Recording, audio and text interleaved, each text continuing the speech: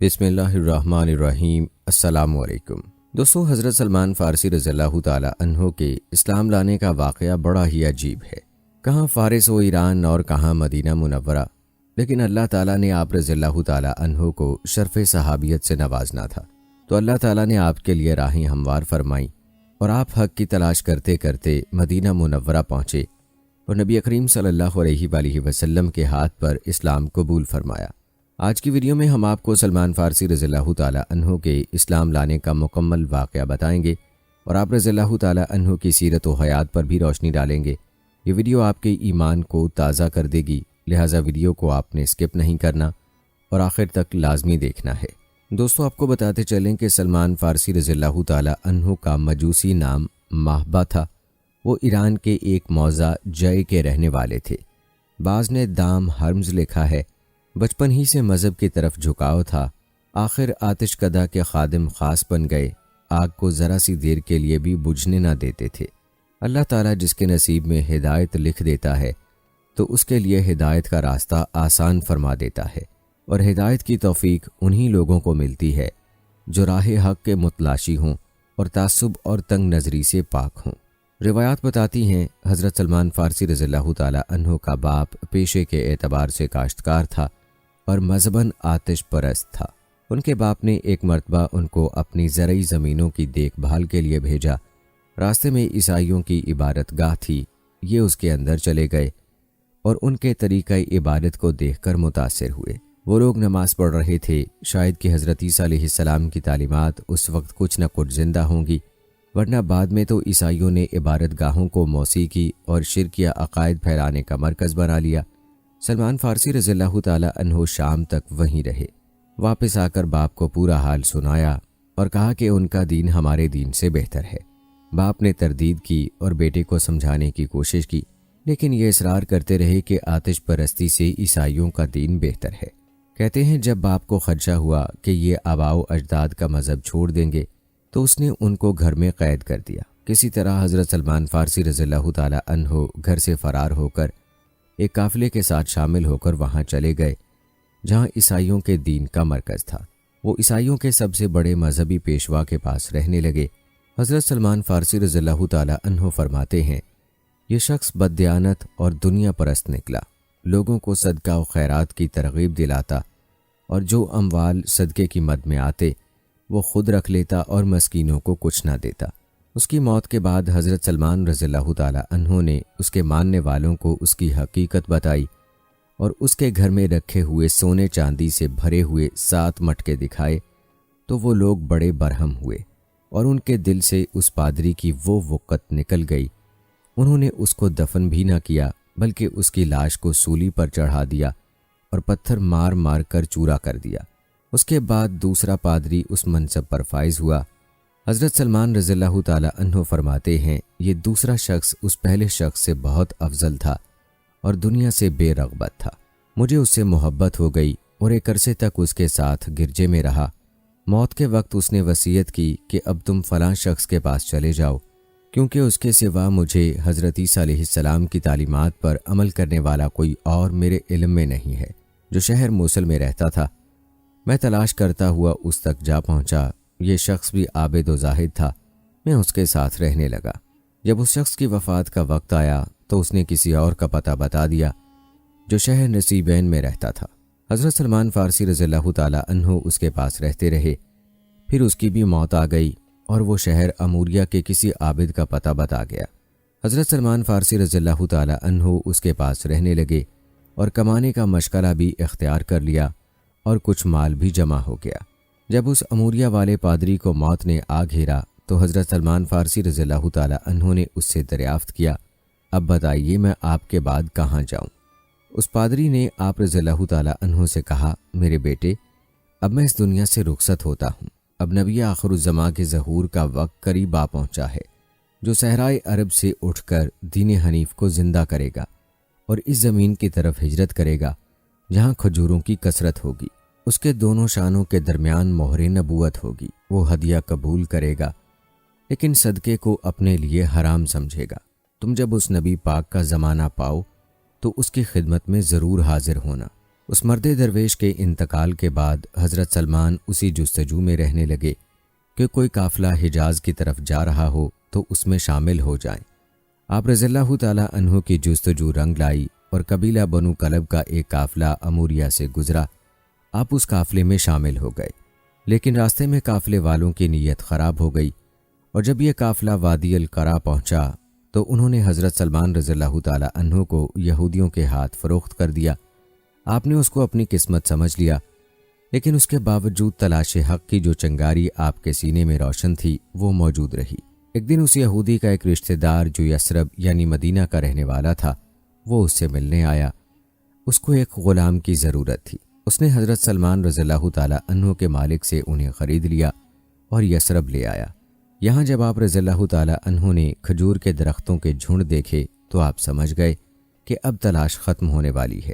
روایات بتاتی ہیں کہ ایک دن سلمان فارسی رضی اللہ تعالیٰ عنہ ایک درخت پر چڑھے کام کر رہے تھے کہ ایک یہودی شہر سے بھاگتا ہوا آیا اور کہنے لگا، خدا بنو قیلہ کو غارت کرے، سب کے سب قبا میں ایک شخص کے پاس جا رہے ہیں جو مکہ سے آیا ہے اور خود کو نبی کہتا ہے۔ یہ سنتے ہی حضرت سلمان رضی اللہ تعالیٰ عنہ بدحواس ہو کر درخت سے اتر آئے اور اس شخص سے کہنے لگے کہ کیا کہا تم نے، ذرا پھر سے تو کہنا۔ ان کا آقا بہت غصہ ہوا اور ان کو ایک تھپڑ مار کر کہا کہ تم جا کر اپنا کام کرو۔ حضرت سلمان اس وقت تو خاموش ہو گئے، لیکن ایک دن آپ رضی اللہ تعالیٰ عنہ کچھ کھانے کی چیزیں لے کر پیارے نبی صلی اللہ علیہ وآلہ وسلم کی خدمت میں حاضر ہوئے اور وہ چیزیں صدقے کے طور پر پیارے نبی صلی اللہ علیہ وآلہ وسلم کو پیش کر دیں۔ پیارے نبی صلی اللہ علیہ وآلہ وسلم نے وہ چیزیں اپنے صحابہ میں تقسیم کر دیں، لیکن خود کچھ نہ لیا۔ اگلے دن دوبارہ کچھ چیزیں لے کر حاضر ہو گئے اور اب انہیں کھانے پینے کی چیزیں بطور ہدیہ پیارے نبی صلی اللہ علیہ وآلہ وسلم کی خدمت میں پیش کر دیں۔ پیارے نبی صلی اللہ علیہ وآلہ وسلم نے خود میں وہ چیزیں کھائیں اور صحابہ میں بھی تقسیم کر دیں۔ حضرت سلمان رضی اللہ تعالیٰ عنہ کی خوشی کا کوئی ٹھکانہ نہیں تھا، کیونکہ آخری نبی کی بتائی ہوئی 2 نشانیاں تو پوری ہو گئی تھیں، اب آخری نشانی یعنی مہر نبوت کو دیکھنا رہ گیا تھا۔ چند دنوں بعد آپ رضی اللہ تعالیٰ عنہ کو پتہ چلا کہ نبی اکرم صلی اللہ علیہ وآلہ وسلم ایک جنازے کے ساتھ بقیع غرقد تشریف لے گئے ہیں۔ حضرت سلمان رضی اللہ تعالیٰ عنہ بھی وہاں پہنچ گئے اور پیارے نبی صلی اللہ علیہ وآلہ وسلم کو سلام کر کے آپ صلی اللہ علیہ وآلہ وسلم کے پیچھے کھڑے ہوئے کہ موقع ملے تو مہر نبوت کا مشاہدہ کر لوں۔ پیارے نبی صلی اللہ علیہ وآلہ وسلم نے آپ رضی اللہ تعالیٰ عنہ کی کیفیت کو بھانپ لیا اور اپنی پشت سے کپڑا سرکا دیا۔ حضرت سلمان فارسی رضی اللہ تعالیٰ عنہ نے کانپتے ہونٹوں سے مہر نبوت کو بوسہ دیا اور کلمہ پڑھ کر دائرہ اسلام میں داخل ہو گئے۔ دوستو، ہم پہلے بھی ذکر کر چکے ہیں کہ جب ہدایت کسی کے مقدر میں لکھ دی جاتی ہے تو اللہ تعالیٰ اس کے لیے راہیں بھی ہموار فرما دیتا ہے۔ دوستو، یوں حضرت سلمان فارسی رضی اللہ تعالیٰ عنہ کی تلاش مکمل ہوئی اور آپ رضی اللہ تعالیٰ عنہ نے اسلام قبول کر لیا، لیکن یہودی کی غلامی سے آزادی کا مسئلہ باقی تھا۔ اس نے کہا کہ تمہاری آزادی کے لیے یہ شرط ہے کہ تم 300 کھجوروں کے پودے لگاؤ، جب وہ تمام درخت پھل دے دیں اور تم 40 اوقیہ یعنی تقریباً 7.25 سیر سونا ادا کر دو تو تمہیں غلامی سے چھٹکارا مل سکتا ہے۔ روایات میں آتا ہے کہ نبی کریم صلی اللہ علیہ وآلہ وسلم نے اس باغ میں جا کر اپنے مبارک ہاتھوں سے 300 پودے لگا دیے اور پھر یہ معجزہ ہوا کہ سارے درختوں نے اسی سال پھل دے دیا، جبکہ کھجور کے پودے میں 5 سال میں پھل آتا ہے۔ اور رحمت عالم صلی اللہ علیہ وآلہ وسلم کے پاس انڈے کے برابر کہیں سے سونا آ گیا۔ آپ صلی اللہ علیہ وآلہ وسلم نے حضرت سلمان فارسی رضی اللہ تعالیٰ عنہ کو بلا کر فرمایا، یہ لے جاؤ اور تمہارے ذمے جو سونا واجب الادا ہے وہ ادا کرو۔ حضرت سلمان فارسی رضی اللہ تعالیٰ عنہ نے عرض کیا، یا رسول اللہ صلی اللہ علیہ وآلہ وسلم، اتنے تھوڑے سے سونے میں 40 اوقیہ کا وزن کیسے پورا ہوگا؟ آپ صلی اللہ علیہ وآلہ وسلم نے فرمایا، یقین رکھو اللہ تعالیٰ تمہیں اسی سے سبکدوش فرما دے گا۔ چنانچہ ایسا ہی ہوا۔ جب اس یہودی نے سونے کی اس ڈلی کو تولا تو پورا وزن نکلا اور ان کو آزادی مل گئی۔ حضرت سلمان فارسی رضی اللہ تعالیٰ عنہ فرماتے ہیں کہ اس کے بعد سے میں حضرت صلی اللہ علیہ وآلہ وسلم کی خدمت میں رہنے لگا۔ یہ تمام تفصیل حضرت سلمان فارسی رضی اللہ تعالیٰ عنہ کی زبانی جمع الفوائد، شمائل ترمذی اور طبقات ابن سعد سے نقل کی گئی ہیں۔ دوستو یہ تھا تفصیلی واقعہ حضرت سلمان فارسی رضی اللہ تعالیٰ عنہ کی اسلام قبول کرنے کا اور آپ رضی اللہ تعالیٰ عنہ کی غلامی سے آزادی حاصل کرنے کا۔ روایات بتاتی ہیں اسلام قبول کرنے کے بعد اور یہودی سے آزادی حاصل کر لینے کے بعد حضرت سلمان فارسی رضی اللہ تعالیٰ عنہ کے دن کا بڑا حصہ رسول اللہ صلی اللہ علیہ وآلہ وسلم کی صحبت میں گزرتا تھا، اس لیے آپ رضی اللہ تعالیٰ عنہ علوم و معرف نبوی صلی اللہ علیہ وآلہ وسلم سے کافی بہرہ ور ہوئے۔ حضرت علی رضی اللہ تعالیٰ عنہ سے آپ کے مبلغ علم کے متعلق پوچھا گیا تو فرمایا ان کو علم اول اور علم آخر سب کا علم تھا اور وہ خود ایسا دریا تھے، جو پایابی سے نا آشنا رہا وہ ہمارے اہل بیت میں تھے۔ دوسری روایت میں ہے کہ آپ صلی اللہ علیہ وآلہ وسلم نے فرمایا کہ سلمان فارسی رضی اللہ تعالیٰ عنہ علم و حکمت میں لقمان حکیم کے برابر تھے۔ دوستو یاد رہے کہ یہاں علم اول سے مراد کتب سابقہ کا علم اور علم آخر سے مقصود آخری کتاب الہی یعنی قرآن کا علم ہے، اور اہل بیت سے ہونا حضرت صلی اللہ علیہ وآلہ وسلم سے قربت کی بنا پر اور اس لیے کہ عربوں میں ان کا کوئی خاندان نہ تھا، لہٰذا آپ صلی اللہ علیہ وآلہ وسلم نے ان کو یہ شرف بخشا کہ اعزازاً اپنے اہل بیت میں داخل کر لیا۔ دوستو سلمان فارسی رضی اللہ تعالیٰ عنہ چونکہ وہ اسلام سے قبل عرصے تک نصرانی رہ چکے تھے، اس لیے عیسائی مذہب کے متعلق کافی معلومات رکھتے تھے۔ حضرت ابو ہریرہ رضی اللہ تعالیٰ عنہ فرماتے تھے کہ سلمان 2 کتابوں کا علم رکھتے ہیں، کلام اللہ اور انجیل۔ کہتے ہیں آپ رضی اللہ تعالیٰ عنہ نے مذہب عیسوی کے مسائل محض پادریوں کی زبانی نہیں سنے تھے بلکہ خود انجیل کا مطالعہ کیا تھا۔ چنانچہ ایک مرتبہ حضرت صلی اللہ علیہ وآلہ وسلم سے عرض کیا گیا کہ میں نے تورات میں دیکھا ہے کہ کھانے کے بعد وضو کرنے سے برکت ہوتی ہے۔ دوستو حضرت معاذ بن جبل رضی اللہ تعالیٰ عنہ جو خود بھی بہت بڑے عالم اور صاحب کمال صحابی تھے، ان کے کمال علم کے معترف تھے۔ چنانچہ ایک مرتبہ اپنے ایک شاگرد سے کہا کہ 4 آدمیوں سے علم حاصل کرنا، ان میں ایک سلمان رضی اللہ تعالیٰ عنہ کا نام بھی تھا۔ ایک موقع پر خود زبان نبوت نے ان کے علم و فضل کی ان الفاظ میں تصدیق کی ہے کہ سلمان رضی اللہ تعالیٰ عنہ علم سے لبریز ہیں۔ دوستو روایات بتاتی ہیں کہ اگرچہ حضرت سلمان رضی اللہ تعالیٰ عنہ کا علم بہت وسیع تھا، اس کے باوجود حدیث بیان کرنے میں بہت محتاط تھے، اس لیے ان کی مرویات کی تعداد 60 سے متجاوز نہ ہو سکی۔ حضرت حذیفہ رضی اللہ تعالیٰ عنہ مدائن میں لوگوں سے بعض ایسی باتیں بیان کرتے تھے جو حضرت صلی اللہ علیہ وآلہ وسلم نے غصے کی حالت میں کسی کے متعلق فرمائی تھیں۔ لوگ ان کی تصدیق کے لیے حضرت سلمان رضی اللہ تعالیٰ عنہ کے پاس آئے۔ آپ نے صرف اس قدر جواب دیا کہ حذیفہ رضی اللہ تعالیٰ عنہ زیادہ بہتر جانتے ہیں۔ لوگوں نے حضرت حذیفہ رضی اللہ تعالیٰ عنہ سے آ کر کہا کہ ہم نے آپ کی بیان کردہ حدیث حضرت سلمان رضی اللہ تعالیٰ عنہ کو سنائی، وہ نہ اس کی تصدیق کرتے ہیں اور نہ تردید۔ حضرت حذیفہ رضی اللہ تعالیٰ عنہ نے سلمان رضی اللہ تعالیٰ عنہ سے کہا کہ جو کچھ تم نے حضرت صلی اللہ علیہ وآلہ وسلم سے سنا اس کی تصدیق کیوں نہیں کرتے؟ فرمایا بعض اوقات حضرت صلی اللہ علیہ وآلہ وسلم لوگوں کو کچھ غصے میں کہہ دیتے تھے اور بعض اوقات خوش ہو کر کچھ فرما دیتے تھے۔ معلوم ہوتا ہے کہ تم ان باتوں کو بیان کر کے کسی کو کسی کا دوست اور کسی کو کسی کا دشمن بنا دو گے۔ کیا تمہیں معلوم نہیں کہ حضرت صلی اللہ علیہ وآلہ وسلم فرمایا کرتے تھے کہ خداوندہ غصے کی حالت میں اگر کسی کے متعلق کوئی برا کلمہ نکل جائے تو اس کو اسی کے حق میں خیر کر دینا۔ پھر ان سے کہا تم اس قسم کی باتوں سے باز آؤ، نہیں تو میں عمر رضی اللہ تعالیٰ عنہ کو آگاہ کر دوں گا۔ دوستو آپ کو بتاتے چلیں کہ حضرت سلمان فارسی رضی اللہ تعالیٰ عنہ صحابہ کرام رضوان اللہ اجمعین کے اس مخصوص زمرے میں تھے جس کو بارگاہ نبوی صلی اللہ علیہ وآلہ وسلم میں خاص تقرب حاصل تھا۔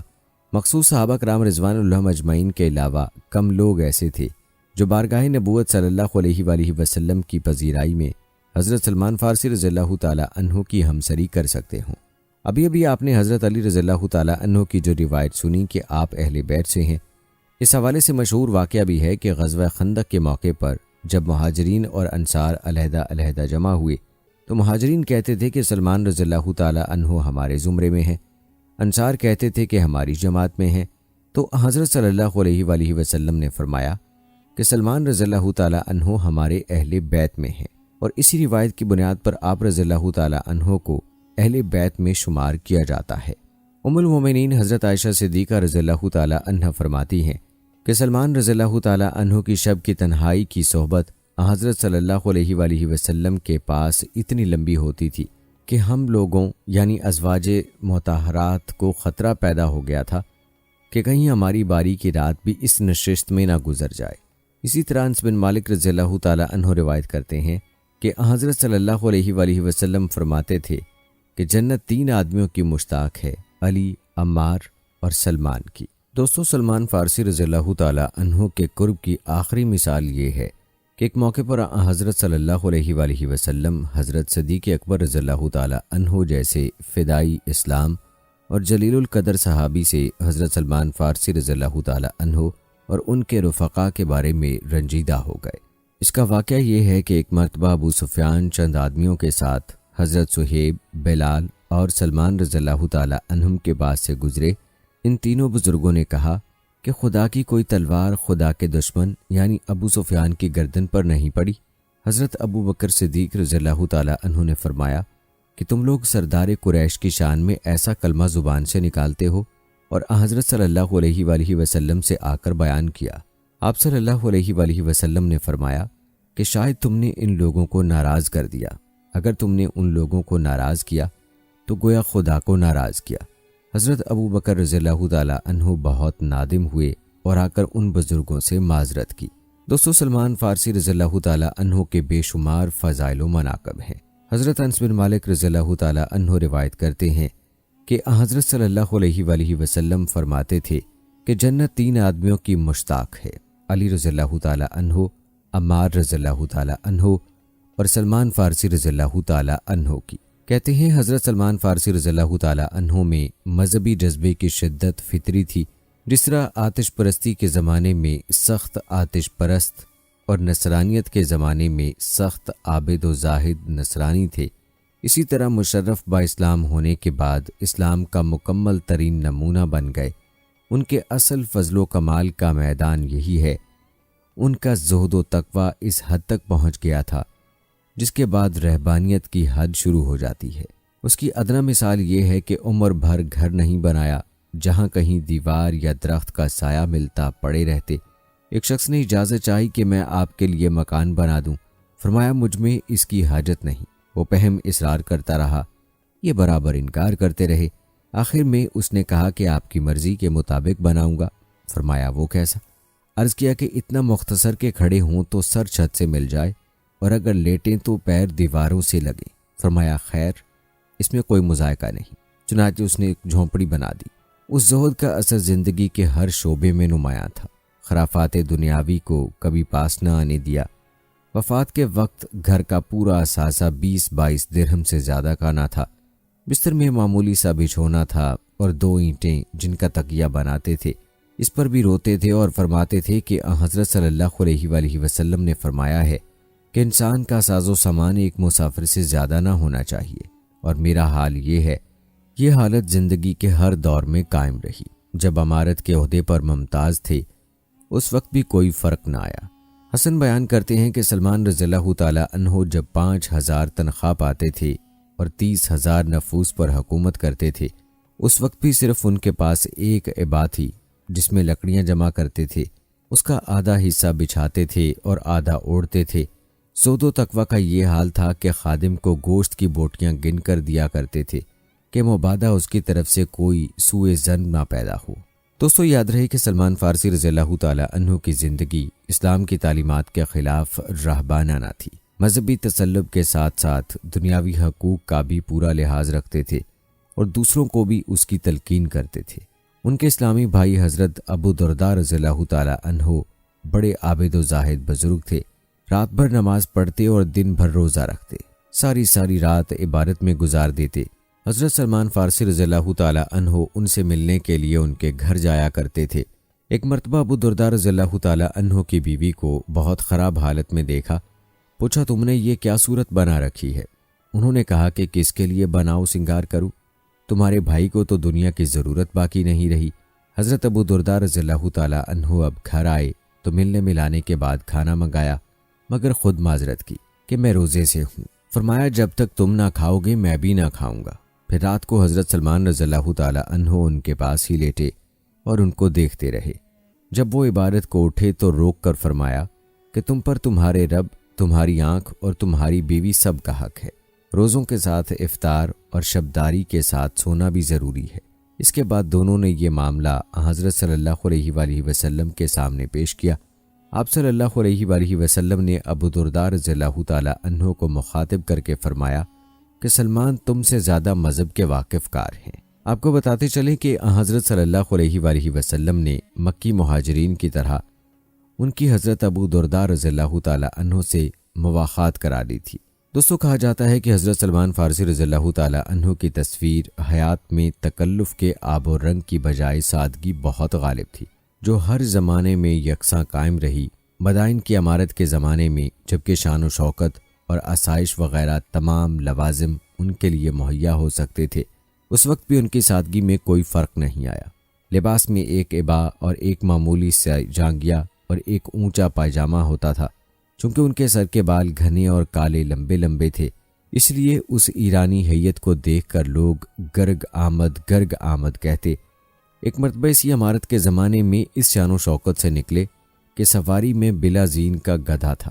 لباس میں ایک تنگ اور چھوٹی قمیض تھی جو سواری پر سے کسی وجہ سے اٹھ گئی تھی، جسے گھٹنے بھی نہ چھپتے تھے، ٹانگیں کھلی ہوئی تھیں۔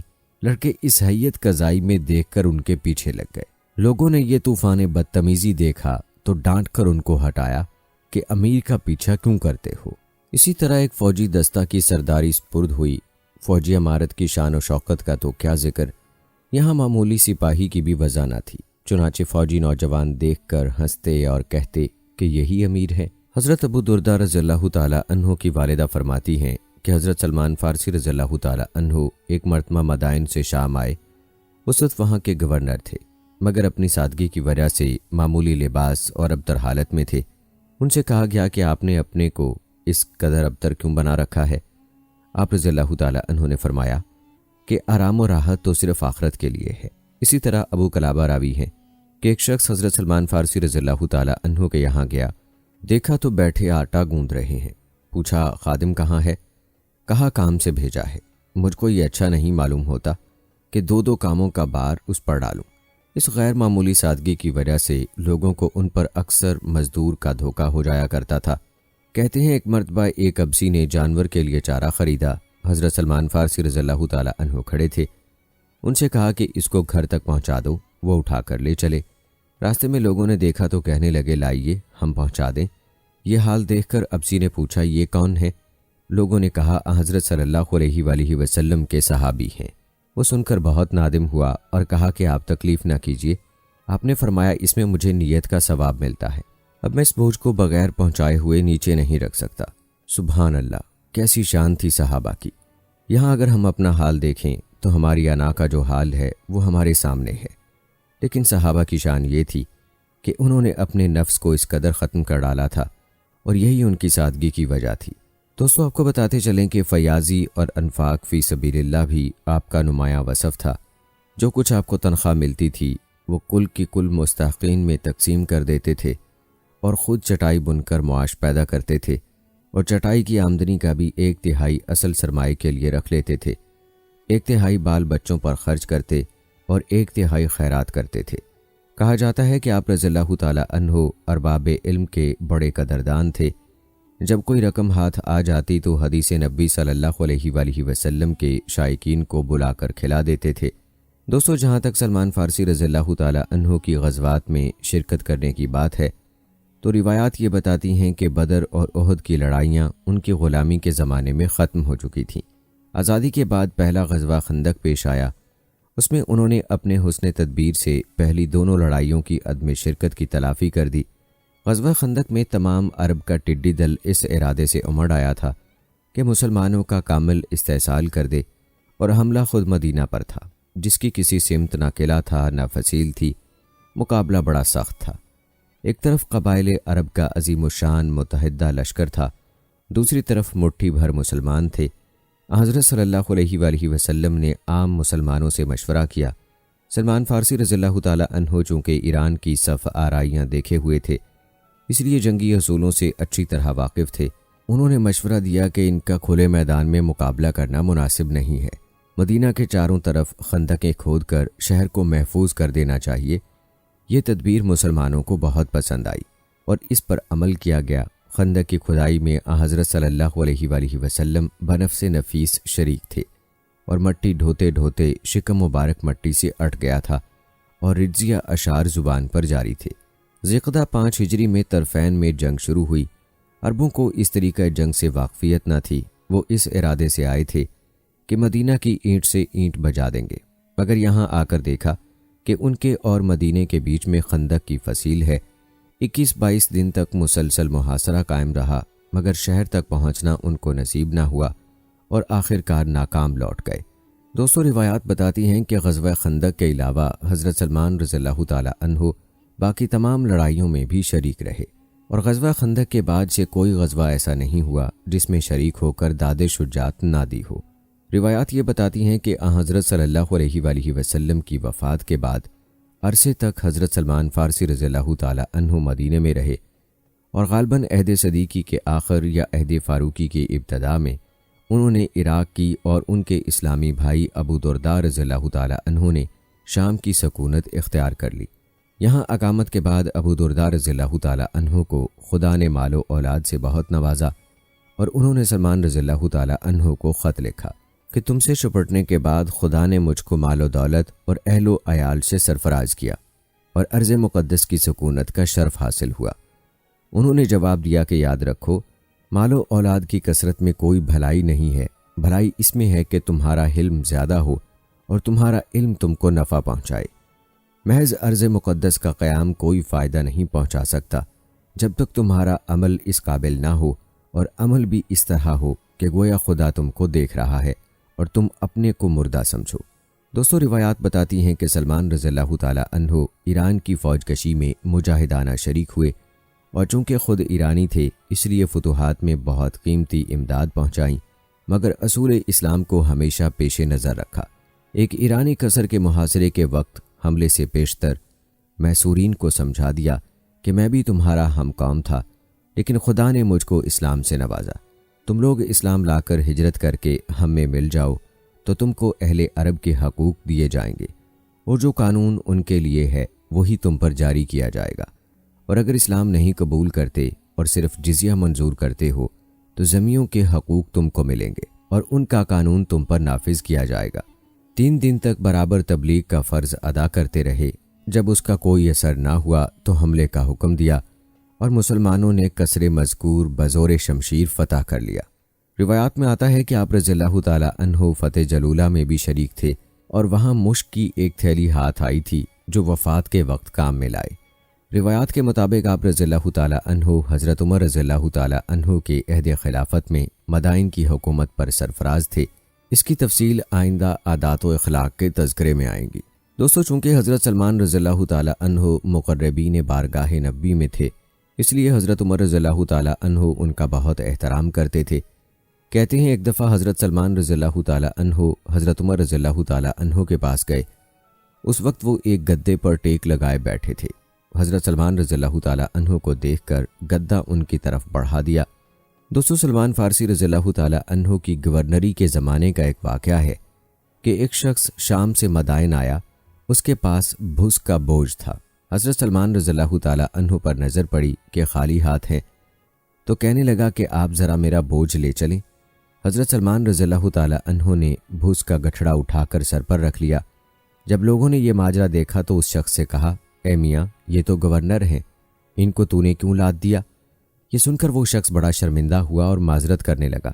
حضرت سلمان رضی اللہ تعالی عنہ نے فرمایا، اب تو تیرے گھر تک میں ہی پہنچاؤں گا۔ جب میں نے ایک نیک کام کی نیت کر لی، اب اسے پورا کیے بغیر نہ چھوڑوں گا۔ دوستو، روایات میں ایک اور واقعہ یوں منقول ہے۔ قبیلہ بنی ابز کا ایک شخص حضرت سلمان رضی اللہ تعالی عنہ کے ساتھ اس نیت سے ایک سفر میں ساتھی بنا کہ حضرت سلمان رضی اللہ تعالی عنہ سے کچھ سیکھے، مگر حضرت سلمان رضی اللہ تعالی عنہ نے ان کو خادم بنا کر نہیں رکھا، بلکہ چھوٹے بڑے کام خود کرتے رہے اور ان کو کسی طرح بھی کام نہ پڑنے دیا۔ اگر وہ آٹا گوندھ دیتا تو حضرت سلمان رضی اللہ تعالی عنہ روٹی پکا دیتے تھے، اور اگر وہ سواریوں کے لیے چارہ فراہم کر دیتا تو حضرت سلمان رضی اللہ تعالی عنہ ان کو پانی پلا کر لاتے تھے۔ دوستو، یہ آپ رضی اللہ تعالی عنہ کی شان تھی کہ کبھی بھی غرور و تکبر کو اپنے پاس پھٹکنے نہیں دیا اور پوری زندگی سادگی اور عاجزی میں بسر کی۔ دوستو، حضرت سلمان رضی اللہ تعالی عنہ کے چند ارشادات و کلمات بتاتے ہیں جو کہ حکمت و معزت سے بھرپور ہیں۔ کہتے ہیں حضرت سلمان رضی اللہ تعالی عنہ نے ایک مرتبہ جریر نامی ایک شخص سے فرمایا کہ اللہ کے لیے تواضع اختیار کر۔ جو شخص دنیا میں اللہ کے لیے تواضع اختیار کرتا ہے، اللہ تعالیٰ اس کو قیامت کے روز بلند فرمائے گا۔ اسی طرح ایک مرتبہ ارشاد فرمایا کہ دل اور جسم کی مثال ایسی ہے جیسے ایک اندھا ہو اور ایک اپاہج ہو۔ اپاہج کو درخت پر کھجور نظر آئی مگر توڑ نہیں سکتا، اور اندھا توڑ سکتا ہے مگر اسے نظر نہیں آتا ہے۔ لہٰذا اپاہج نے اندھے سے کہا کہ مجھے کاندھے پر چڑھا کر کھجور تک پہنچا دے تو میں توڑ دوں گا اور دونوں مل کر کھا لیں گے۔ لہٰذا اندھے نے اس کی بات مان لی اور دونوں کو کھجور مل گئی۔ بالکل اسی طرح دل اور جسم کی مثال ہے کہ دل سمجھ سکتا ہے، حق و باطل کی تمیز کر سکتا ہے، مگر عمل کرنا اس کے بس کا کام نہیں، اور جسم عمل کر سکتا ہے مگر کھوٹے کھرے کا فرق نہیں کر سکتا۔ لہٰذا اگر دونوں مل کر عمل کریں تو آخرت کے اعمال کر سکتے ہیں۔ دوستو، ایک اور روایت ہے کہ حضرت سلمان رضی اللہ تعالی عنہ نے فرمایا، بلا شبہ علم کثیر ہے اور عمر قصیر ہے، لہٰذا وہی علم حاصل کرو جس کی تم کو دین کے بارے میں ضرورت ہے، اور اس کے سوا باقی کو چھوڑ دو۔ اسی طرح ایک مرتبہ فرمایا، بہت زیادہ مجاہدہ نہ کرو بلکہ میانہ روی اختیار کرو، ورنہ تھک کر بیٹھ جاؤ گے اور عمل سے اکتا جاؤ گے۔ اسی طرح ایک روایت یوں منقول ہے کہ ایک مرتبہ قریش کے بعض لوگ اپنے نسب کی بڑائی بیان کرنے لگے تو حضرت سلمان فارسی رضی اللہ تعالی عنہ نے فرمایا، میں تو اتنا جانتا ہوں کہ ناپاک نطفے سے پیدا کیا گیا ہوں اور مر کر بدبودار ناش بن جاؤں گا، پھر قیامت کے دن مجھے میزان عدل یعنی اعمال کے ترازو کے پاس کھڑا کیا جائے گا۔ اگر اس وقت میری نیکیاں بھاری نکلیں تو میں شریف ہوں ورنہ رذیل ہوں، یعنی شرافت اور ذلت کا فیصلہ وہیں ہوگا۔ دوستو، آپ نے حضرت سلمان فارسی رضی اللہ تعالی عنہ کی چند روایات ملاحظہ فرمائیں جو حکمت سے لبریز ہیں۔ آئیے آپ کو سلمان رضی اللہ تعالی عنہ کے چند مشہور اقوال زنی بتاتے ہیں جو مختلف کتب سے نقل کیے گئے ہیں۔ آپ فرماتے ہیں، تمہیں چاہیے کہ قبل اس کے کہ جھگڑا ہو جائے کنارہ کشی اختیار کر لو۔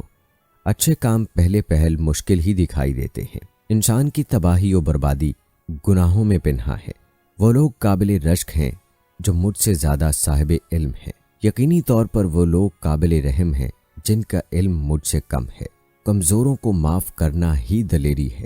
فرمایا، خوشیاں تقسیم کرنے سے ہی خوشیاں حاصل ہوتی ہیں، اور فرمایا، اللہ تعالیٰ کی صفات کا شمار ممکن ہی نہیں ہے۔ آپ رضی اللہ تعالیٰ عنہ سے منقول ہے، فرماتے ہیں، جب تمہارا کوئی دوست، پڑوسی یا رشتہ دار سرکاری ملازم ہو اور وہ تمہیں کچھ ہدیہ دے یا تمہاری کھانے کی دعوت کرے تو تم اسے قبول کر لو۔ اگر اس کی کمائی میں کچھ شبہ ہے تو تمہیں تو وہ چیز بغیر کوشش کے مل رہی ہے اور غلط کمائی کا گناہ اس کے ذمہ ہوگا۔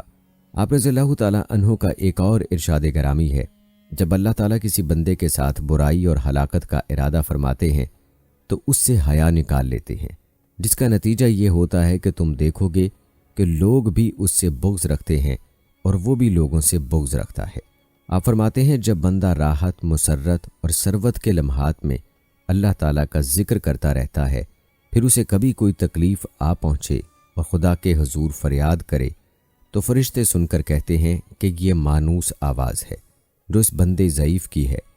اس کے ساتھ ہی وہ فرشتے اللہ تعالیٰ کے ہاں اس کی سفارش کرتے ہیں۔ اس کے برعکس جو شخص اپنے راحت کے اوقات میں اللہ کو یاد نہ کرتا ہو اور تکلیف پہنچنے پر جب یاد کرے تو فرشتے کہتے ہیں کیسی غیر مانوس آواز ہے، پس وہ سفارش نہیں کرتے۔ ایک دوسری روایت میں آپ فرماتے ہیں، ہر انسان کے لیے باطن اور ظاہر ہے، جس نے اپنے باطن کی اصلاح کر لی اللہ تعالیٰ اس کے ظاہر کی بھی اصلاح کر دے گا، اور جس نے اپنے باطن کو خراب کر لیا تو اللہ تعالیٰ اس کے ظاہر کو بھی درست نہیں کرے گا۔ دوستو، معلوم ہوا کہ ظاہر اور باطن دونوں اہم ہیں، اور ظاہر کا تعلق باطن کے ساتھ ہے، جبکہ باطن کا ظاہر پر بھی لازمی دیکھا جاتا ہے۔ اگر ظاہر میں فرق ہے تو اس کا مطلب یہی ہوگا کہ باطن میں فرق ہے، ورنہ باطن ظاہر کو ٹھیک بنا دیتا ہے۔ آپ فرماتے ہیں کہ لوگوں کو اگر پتہ ہوتا کہ اللہ تعالیٰ کی مدد کمزور کے ساتھ کس قدر شامل ہوتی ہے تو وہ اس کا ساتھ دینے میں کوئی پس و پیش نہ کرتے اور اسے بظاہر بے یار و مددگار نہ چھوڑتے۔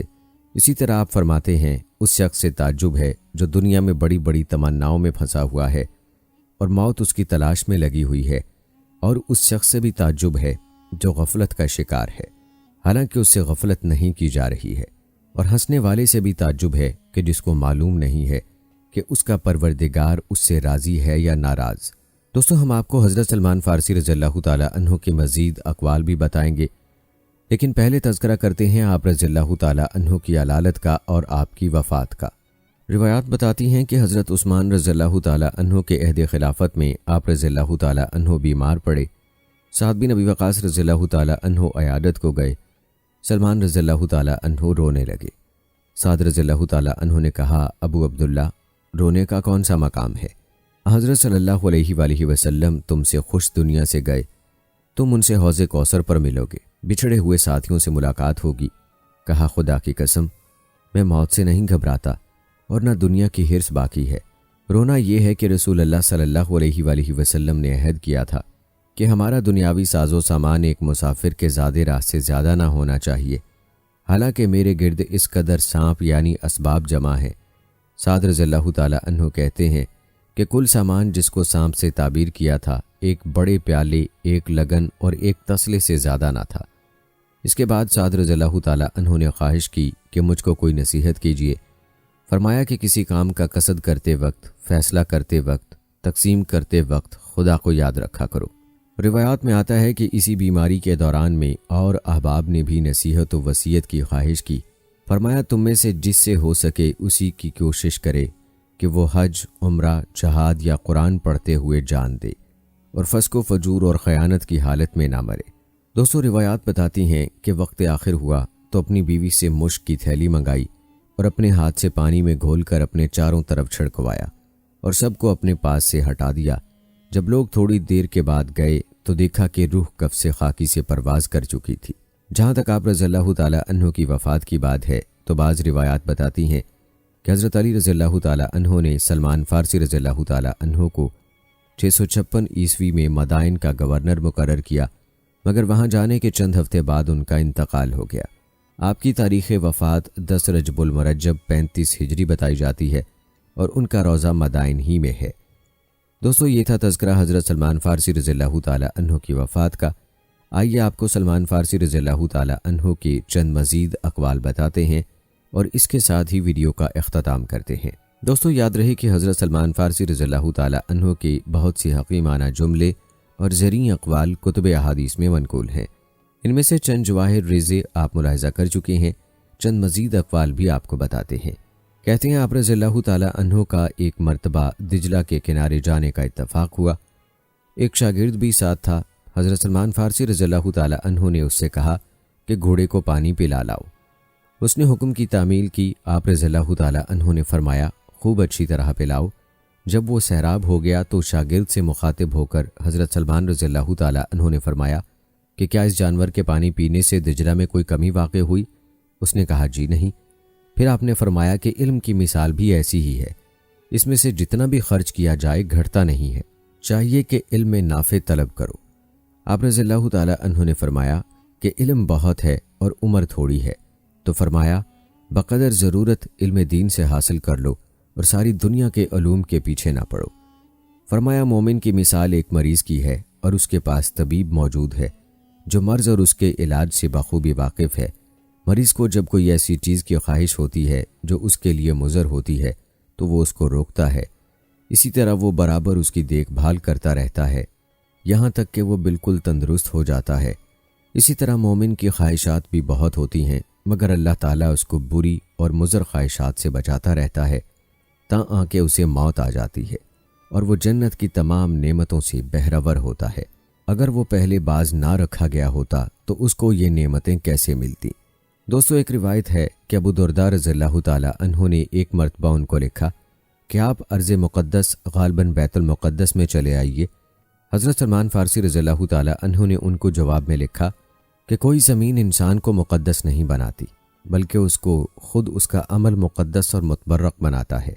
پھر آپ نے لکھا کہ مجھے معلوم ہوا ہے کہ تم کسی جگہ کے قاضی بنا دیے گئے ہو، تو اگر تمہارے فیصلوں سے لوگوں میں انصاف ہو تو بہت اچھا ہے، اور اگر تم مصنوعی قاضی ہو تو پھر ایسا نہ ہو کہ اپنے فیصلوں سے تمہیں دوزخ میں جانا پڑے۔ याहिया बिन सईद बयान करते हैं कि इसके बाद अबू दुर्दा रज़ियल्लाहु ताला अन्हो का ये हाल हो गया कि जब दो आदमियों में फ़ैसला करते और फ्रीकैन वापस जाने लगते तो उनकी तरफ एक नज़र डालते और उनसे फरमाते कि वाकई में मसनूई काजी हूँ, वापस आओ और फिर मुझसे अपना मुकद्दमा बयान करो, शायद फ़ैसले में गलती हो गई हो। दोस्तों, आप रज़ियल्लाहु ताला अन्हु का एक कौल है, फरमाते हैं कि मुझे 3 आदमियों पर बड़ा ताज्जुब होता है। एक वो जो दुनिया की तलब में पड़ा हुआ है और मौत उसे तलब कर रही है। दूसरा वो जो मौत से गाफिल है हालांकि मौत उससे गाफिल नहीं है। तीसरा वो जो कह कहे मार कर हंसता है और नहीं समझता कि अल्लाह ताला उससे राज़ी है या नाराज़। इसी तरह फरमाया 3 चीज़ें मुझे इस कदर गमगीन करती हैं कि मैं रो देता हूँ। एक तो हज़रत सल्लल्लाहु अलैहि वसल्लम और उनके असहाब की जुदाई, दूसरी अज़ाब क़ब्र, तीसरी क़यामत का मंज़र। रिवायत है कि आप रज़ियल्लाहु ताला अन्हु के पास एक शख्स आया और उसने आपसे नसीहत की ख्वाहिश जाहिर की। आप रज़ियल्लाहु ताला अन्हु ने फरमाया, बोलो नहीं। उसने कहा कि लोगों में रहकर ये कैसे मुमकिन है। आपने फरमाया कि अगर बोलो तो सही बोलो और मुनासिब बात कहो। उसने कहा कि कुछ और इरशाद हो। फरमाया कि गुस्सा ना करो। उसने कहा कि मैं गुस्से में काबू से बाहर हो जाता हूँ।